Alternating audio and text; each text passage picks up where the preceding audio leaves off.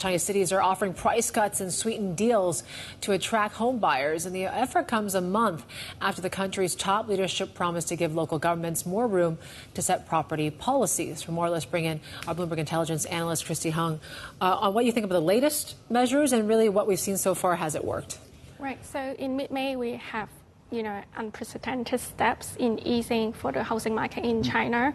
Down payment ratios are now at record low and mortgage rates to as low as below 3%.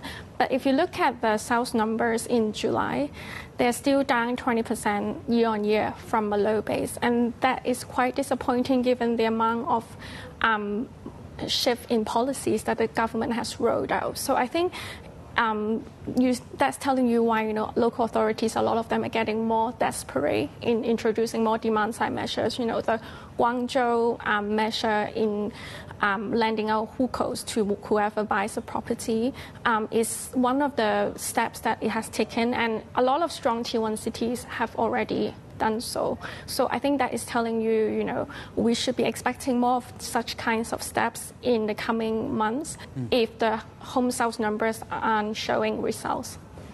What currently do you think are the hurdles, though, that seem to be slowing the recovery in the housing market? Because we've been here, so we talked about May being the month where they really stepped on the gas here, but we've been looking at 3 years of the downturn, rounds and rounds of stimulus, for example, and I'm wondering whether we just haven't waited long enough to see the efforts come through.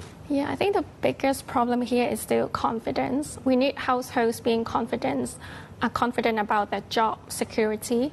We need them being certain about the outlook on home prices, that home price is going to go up.